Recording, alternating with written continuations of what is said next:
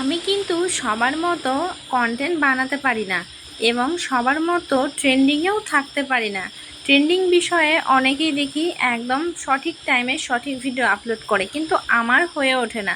আমি কোনো কিছুই পারি না, নিজের মন মতো যখন যা খুশি সেটাই পোস্ট করি এবং যতটুকু সময় পাই সেই হিসেবে ব্লগগুলো তৈরি করি।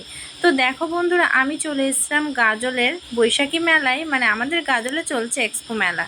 তো চলে এসেছি, এখানে এসেই দেখতে পেলাম যে এখানে জলপরি এসেছে। আর এত বৃষ্টি, চারিদিকে কাদা, তোমরা তো দেখতেই পেলে, ভীষণই জঘন্য একটা ব্যাপার।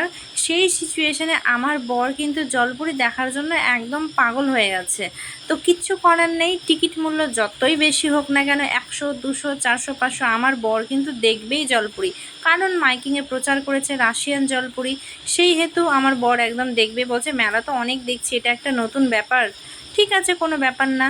আমরাও ঢুকে পড়লাম, ওই যে দেখছো পুচকু আর বৌমণিকে, আমরা সবাই চলে এসেছি। আর ভাই ছিল বাইরে দাঁড়িয়ে, ও দেখবে না, ওর এগুলো ভালো লাগে না, তাই ও বাইরে দাঁড়িয়েছে। আর আমার বরকে দেখো, এই যে জলপরি দেখছে, প্রথমবার দেখছে, তো তাই উৎসাহ প্রচুর। আর আমিও প্রথমবার দেখলাম, তো দেখতে খুব ভালোই লাগলো। আর দেখো, এরা হচ্ছে মানুষ, সত্যি সত্যি জলপরি নয়, আর রাশিয়ানও নয়, একদম দেশি বাঙালি জলপরি। তো যাই হোক, তারা কিন্তু খুবই কষ্ট করছে, দেখতেই পাচ্ছ। এই যে জলের মধ্যে অনেকক্ষণ থাকা, সাঁতার কাটা, আবার নিঃশ্বাসের প্রবলেম হচ্ছে, যার জন্য একটু একটু মাঝে মধ্যে ওপরে উঠছে শ্বাস নিতে, দেখতেই পাচ্ছ। এই যে, তো অনেকে এসছে।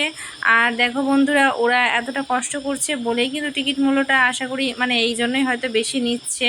তো যাই হোক, অবশেষে রোল খেয়ে রাত্রি 11টায় বাড়ি চলে আসলাম। টাটা বন্ধুরা।